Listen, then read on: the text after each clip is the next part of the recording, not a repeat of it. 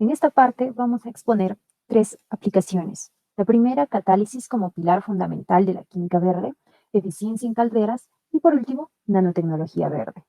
Iniciando por la primera aplicación, necesitamos conocer acerca de los catalizadores. Entonces, ¿qué son los catalizadores?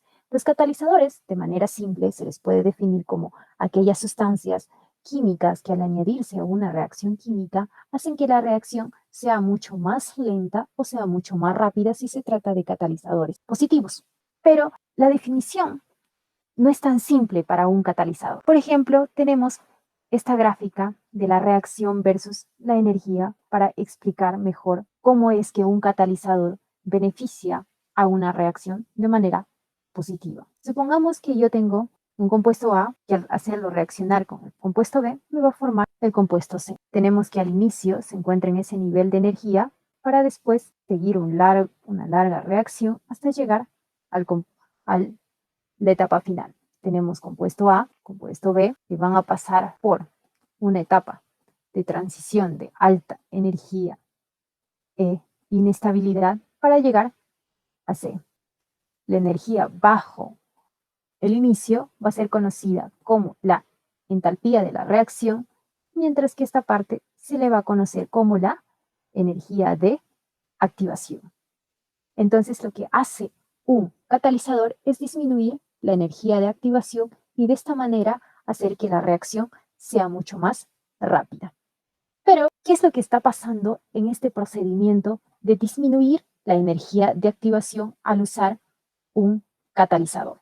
Lo que está sucediendo es que el catalizador a una sola etapa con alta energía lo va a dividir en subetapas con una energía de activación mucho menor. Por ejemplo, en un inicio puede que A se una al catalizador, después que lo que ya teníamos formado A y el catalizador se una a B para después tal vez formar A, B con el catalizador y finalmente quitar el catalizador para llegar a C.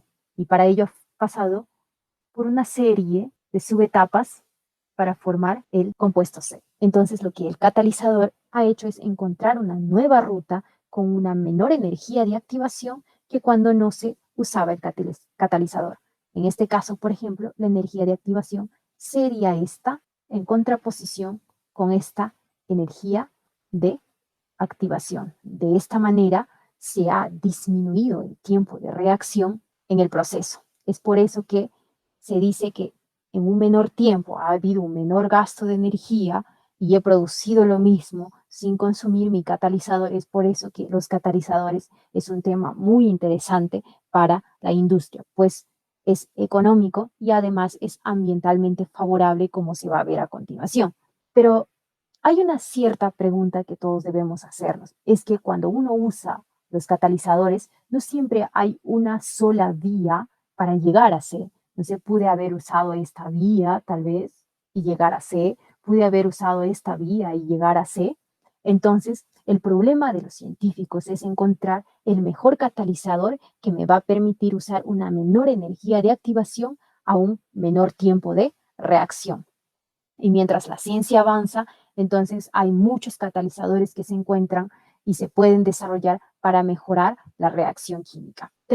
Presentamos el siguiente paper, conocido como catálisis como pilar fundamental de la química verde. Lo podemos encontrar en la base de datos de Elsevier.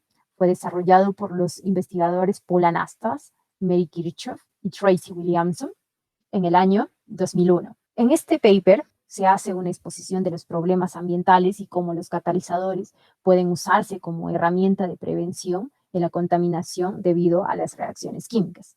En el paper lo que se va a hacer es una recopilación de cómo investigadores han hecho diseños de catalizadores para mejorar procesos químicos que eran contaminantes. Tenemos, por ejemplo, el siguiente caso, fue desarrollado por Coates y colaboradores, en donde estos investigadores lo que hacen es modificar el catalizador para mejorar la obtención de policarbonatos a tasas mejoradas y en condiciones suaves. Y lo único que hizo fue sustituir los ligandos de nitrógeno, que eran voluminosos, por los ligandos de oxígeno, que normalmente se encontraban atados al zinc. De esta manera aumentó la estabilidad del catalizador. Adicionalmente a esto, tanto por el grupo acetato o metóxido unido al zinc va a permitir que los monómeros se unan en una secuencia alterna, asegurando que las cadenas poliméricas sean aproximadamente del mismo tamaño. Una química verde va a beneficiar el uso del dióxido de carbono, que es una fuente renovable en almacenamiento y que va a servir como monómero y disolvente en la reacción.